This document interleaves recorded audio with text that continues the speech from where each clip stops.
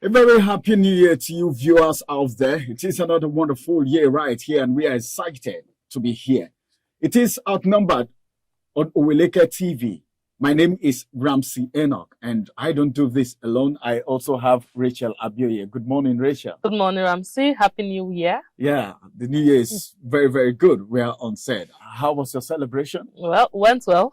It went well. All right, I have a wish, you know. I know that 2025, I am somehow sure that you won't be spending I don't understand. the Christmas and New Year 2025, that's next year.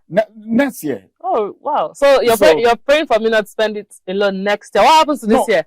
This year you were alone. Next year, I know you are going to be spending it with a significant order, with a hug and a peck. Pray very well. Cuddle, you know. Pray very well. Pray harder. All right, welcome. It's good to have you back. This is Michael Edikan. Good morning, Michael. Good morning, Ramsey. Good morning, Good Rachel. morning, Michael. Happy New Year. Same to you. Let's quickly take you to the papers that we have for today. We have the first paper to be the Punch newspaper, and the first headline says a federal government insists on electricity subsidy amid tariff review. That you can get on page 20 of the Punch newspaper. Dangote refinery gets fresh oil. 1 million crude barrel. My God, it's beautiful. Well, let's see how that's actually going to happen. Then the big story here says TINUBU New Year broadcast. APC defends federal government as Labour warns against failed promises. Two headers to that story. Two riders, I beg your pardon, to that story. PDP tags speech harvest of DECEIT. NLC TUC says Nigerians tired of failed promises. We've had enough of promises, but all these promises have failed, and we are tired of that. Don't give us promises anymore. The second rider to that story says APC lampoons PDP. Labour Party urges Nigerians to disagree. Mischievous opposition. Why? Why wouldn't they say that? Well, President signs budget as National Assembly raises lawmakers' allocation to 344 billion naira. Can you think that? Something is fishy. Well, we'll get to know more about that. Just pick up the newspaper and get to look into it for more stories for yourself. Let's get to the next paper, which is going to be coming from Rachel. Okay, so the next paper this morning is Daily Trust. And on Daily Trust, we have here says Dangote refinery receives fourth crude shipment. You can find that on page 19 of the Daily Trust newspaper. Experts set agenda for government as TINUBU signs 2024 budget. You can find that on page 4 of the Daily Trust newspaper. Kanu Emir's son joins Oba of Benin in Cross River Church service. That on page 28 of the Daily Trust newspaper. And I'm happy, I'm glad. I think this is impressive because we've been having religious wars here and there. I hope this time around it's going to be different this year. Still on page 28 of the Daily Trust newspaper, as regards the Plateau killings, Pope Francis consoles Nigeria, prays for victims' families. And the last story I'll be taking this morning on Daily Trust newspaper says 100,000 displaced as earthquake hits Japan. Over to you, Michael. Yeah, from the Vanguard, the newspaper this morning has it as a big story. Plateau attacks, group slams Chief of Army staff on why Nigerians can bear arms. And of course, another story has it that TINUBU signs 2024 budget of 28.78 trillion naira into law. Nigeria too important to be left in the hands of transactional politicians, says Peter Obi. That can be found on page 11 of the Vanguard newspaper, which is contained on his speech, of course, his New Year message for 2024. And of course, also added that 2024, APC mom and PDP Labour Party dismissed TINUBU'S address as Hulu. You can actually find out on page 6 of the Vanguard newspaper this morning. Much of this story is in content if you can actually get a paper from the vendor to get more details. Over to you, Ramsey. All right, thank you. When I heard Holo, I was like, wow. Meaning it doesn't hold water. Promises keep coming from time to time. Let's get to the next paper, which probably is going to be our last. The big headline from this Guardian newspaper says deficit execution concern over expanded 28.8 trillion naira budget. The details of that you can get on page 6 of the Guardian newspaper. Then below the headlines, below the header, you have this one saying, Fubara vows to retain Rivers governorship mandate. And this you can get on page 3 of the paper. Then a monarch writes Tinubu over 3,050 megawatt Mambila hydro power dispute. Power dispute in Nigeria is becoming something else. We don't get to enjoy what we have and give to other countries when we have it. It's becoming an issue. I think that should be looked into. And of course, the final story from here says PDP others fault Tinubu's pledges and they demand concrete action against hardship. And that's the last story that I'll be taking right here from the Guardian newspaper. And don't worry, when we return back, we have a very big story. When I say big, I mean it's big. And you will like it, you will enjoy it. So we will be back after this break, and it's still going to be Ramsey, Rachel, and of course, Michael with the big story. Don't go nowhere. Stay very close to your screen. Follow us on our social media handles at Oweleketv.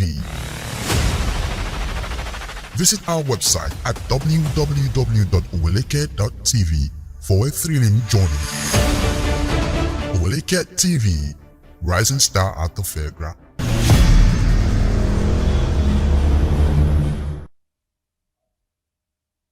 It's good to have you back from that break.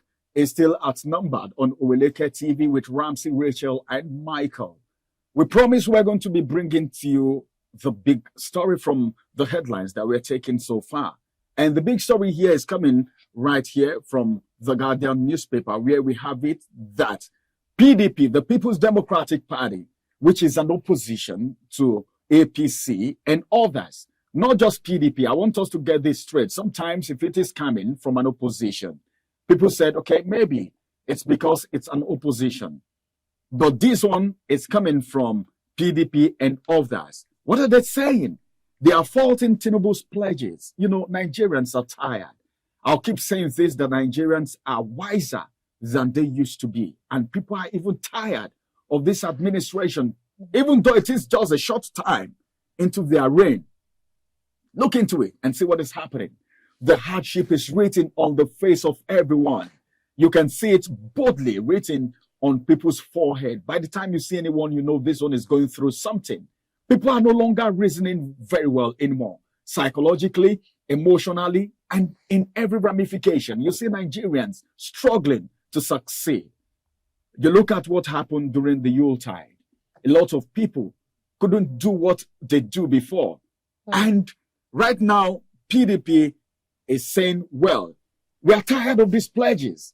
These are hollow.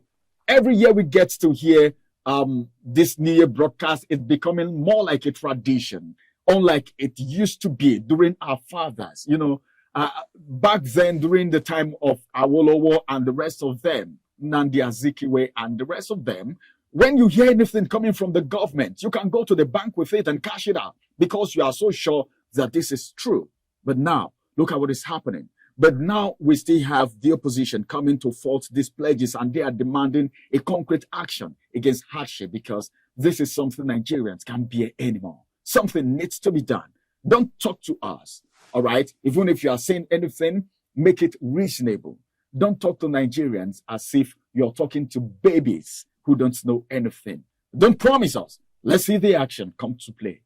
That's what I think. But then the hardship is becoming unbearable to Nigerians. I don't know, Rachel. Look at what is happening. We keep hearing of promises, pledges. I will do this. I will do this. Imagine when the president was sworn in, all right, until now. Look at what we have on ground. You know, they said if you see a masquerade walking, this type of a masquerade alone will make you know whether this masquerade can dance or not. With the footprint we are seeing, are you seeing failure already with this government? Because these promises and these pledges seems not to be holding water, or you feel we should give them some more time? Okay, so you know, it's interesting when we hear people crying and we hear people complaining, and then someone comes out to say since I came into office, all I've been doing is in the interest of the country. It's interesting to hear a president come out to say, oh, everything I've done, all my travels so far, and everything I've done, every single step I've taken is just in the interest of the country. And you're wondering, is it selfishness you call that? Or is it just being unreasonable and insensitive? Because people are crying, oh, people are hungry. You saw what happened just recently when he had so many SUVs. He was going to the mosque and we're hearing people in Yoruba saying, Ebing power, that means we are hungry. Now, and then you're coming out to say, everything I've done so far is for your own good. Like, the people who are making these complaints are children.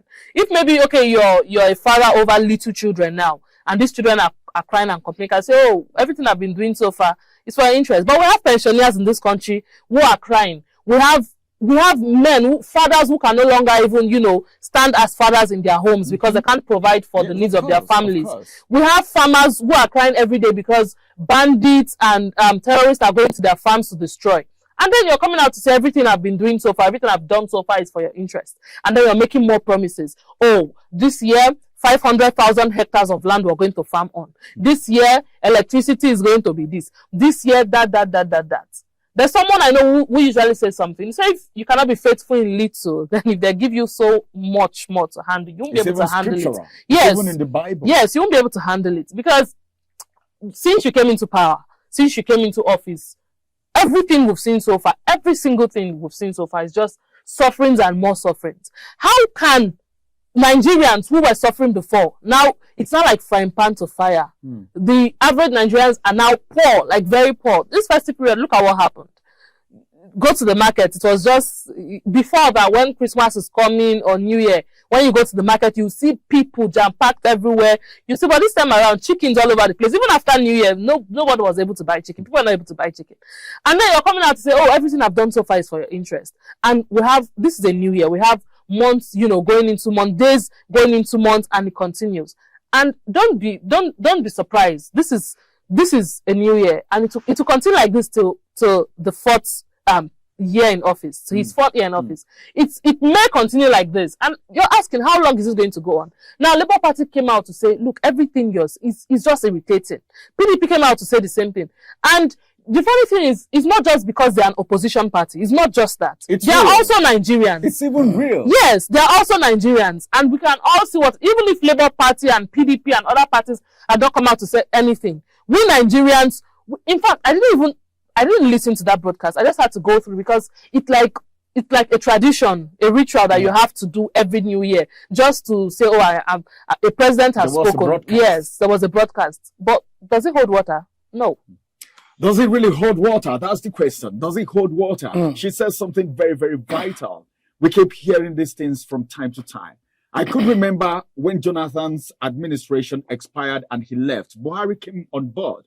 And people were saying, come on, Michael, the people, Nigerians, need to apologize to Jonathan, looking at what, good luck, Jonathan, looking at what Buhari brought on board. Now, people were crying, oh, this is not the Messiah we prayed for. You know what happened before Buhari came on board? Then Buhari left and someone came and said, it is my time. And he navigated his way into the office. And now we are having all of this. And they keep saying, all we are doing is for the benefit of Nigerians. What are you thinking? Do we need to apologize to Buhari too, looking at this administration, putting this administration and the past administration side by side? But remember, this is APC to APC. You've forgotten so soon that you are in the era of renewed hope. The hope is not renewed anymore. So, when someone comes with an agenda like hope, it means that you whine you and still, keep giving you. It's really it's a serious whining. First we thank God. Of course, God have kept Nigerians. Let's just acknowledge that fact. If it's what Nigerians have passed through, from the 8 years of Buhari's administration, the recession, so many things, the terrible things, the killing, the insecurity, and all of that. And now we are in the hands of someone that, many Nigerians do not want a man like this to be the president at this time. You know, the Nigeria were dying, the Nigerian economy was dying, you know, many things was dilapidating, and of course we needed somebody who could understand what it means to fix the country first. But it's sad, you know, with all of these are still happening, that our politicians are still eating the country, you know, to ransom. Like they want to destroy the country in all of this. Look at the convoys that these guys are using. Look at their lifestyles. Look at the trips they're paying. Just look at, you know, what is given to them at the expense of, you know, pains of Nigerians. And then when the president every time comes with a broadcast, I think he has given about 4 or 5 broadcasts since May 29. And now, as you said, prior to this time, you know, broadcast was hope, was solutions. You know, people were eager to listen, to know, people long for it. Like people who do not even have a phone will go to their houses where they can listen to what the president said, because it was a more relieving of the situation. You are aware that we are passing through. He keeps on telling, I'm aware that you are passing. So what have you done? A minimum wage, up to today, some states have not even implemented the 30,000 minimum wage. Talk less of the 35,000 that you are giving. Federal government have not done that. As of December, many civil servants did not get the December pay. How did you want these people to cope? And the money are circulating from these guys back to the market, back to the street, and all of that. So the point is, we are tired of, you know, the messages. We are tired of the promises. Nigerians just want to see things work. And of course, Mr. President, we are always saying that just get things done. Just get things done. It's easier. Get things done. Stop giving us excuses. So all of this, the mere excuses. The hardship is a reality to Nigerians. We are still buying fuel at 660 naira. The reality is that we are paying high cost of food. We are paying high cost of. Now, landlords are saying, is it our house that you guys will now come and stay for free? No, we have to also increase. This is January, so imagine the notice will start flying. No way is safe. You go to church, pastors are still getting exorbitant tithe from members. Everybody just wants to scam people. And we don't want the issues of Nigerians is just talking about that. I think we have a lot of fake pastors. So Nigeria, some are genuine, some are fake. So it's because, you know, the economy is hard. So that's why they want to survive. The rise of these things. Well, gone are those days. You know, before then. Well, I think it's because of what is happening. It's because of what is happening. So everybody wants to survive. When you see anyone said, well, I am now a pastor, you know that person is genuine. But now you see a lot of people, you know, trying to just scam themselves. They don't want to go through kidnapping or armed robbery, and so they feel they're doing soft. Yes, Well, the judgment is going to be severe. All right, it will start from a politicians. It will. And some persons don't know. It's more severe, all right, to even call yourself a pastor when you're not, because the judgment of God starts from the altar, in case you don't know. But then I heard they said there was a 50% slash in transportation. Could that be part of the promises? They came out this morning to say over 160,000 or thereabouts people gained from that 50% slash. And the only thing that came to my mind, I said this last year. I said, you see this thing they are doing now, this transportation subsidy of a thing, they will still come out to say we spend so amount of money. Exactly. So let's wait. That's the next thing we should wait It's gonna come. That's the next thing we're waiting for right That's now. the kind of country that we found ourselves. But then, these statistics, bring it to the table. Let's see who benefited from it. Because I heard from one radio station when people were calling in and they were like, but then, we try to intervene these people, and they said they never benefited from it. The management of this transport company refused to speak to us, and they refused to tell the name of the transport company. But then, was it all Nigerians that benefited from it? If they did at all, please, Nigerians are wiser, all right? So whatever you are doing, you should know that hardship is increasing and is eating deeply into the fabrics of the society. The people at the grassroots are suffering. Everyone is feeling the heat right now. Enough is enough. We are tired of the promises. Let's see something happening. Let the refineries work. Let the schools work. Let it be affordable, all right? Let it not be that time again when the rich will get richer and the poor will get poorer. Let's embrace technology and make everything easy for the people. And I think on a final note, before I let you go, just in one sentence, what would you have to say concerning this, especially to Nigerians who are face to face with hardship at this point in time. Okay, so Nigerians will keep doing their best, just as we've been doing before. But then again, we keep having the insecurity. Look at Plateau, they went there to kill people. People go to the farm, even when they want to just manage their lives. They want to farm, do a little farm and just feed themselves. They kill them. So what's the next step to take right now? The government should stop coming out for all of this broadcast and whatnot. I'm glad. The only thing I have to say is I'm glad that Peter Obi came out recently to say this year, Labour Party is going to be the major opposition party. And so I think it's time Nigerians will pray harder that the right party and the right candidate is able to come into power. I don't know how that is going to happen. It will. I don't know when that is going to happen. But I believe it's going to happen because for Peter Obi to come out to say Labour Party is going to be the major opposition party this year, then I'm glad. So let's just say hope is coming, you know. Hope is coming back to Nigeria again, and we look for that hope. But then it's not the renewed hope that some persons actually stood to us to wangle their way into office. So finally, Michael, before we take our leave. Yeah, to me, government, this is 2024. This is a new year. We've heard the excuses for last year. According to you, the last administration that was the one that actually signed the fuel subsidy removal and all of that. So you were able to swing in the excuses because you are not working with your budget and all of that. The National Assembly have actually approved your budget. You've signed the budget into law. And it's now time for you to work with what you now have. You don't have an excuse not to deliver again. So this 2024, tighten up your seatbelt, sit back and see what you can actually do, to salvage the situation that Nigerians are currently in, because it's just so terrible. They allow Nigerians to breathe. All right, allow Nigerians to breathe, not allow the poor to breathe anymore. But Nigerians, he is categorizing because he feels every Nigerian is poor at this point in time. So it's no longer allow the poor to breathe, but then allow Nigerians to breathe.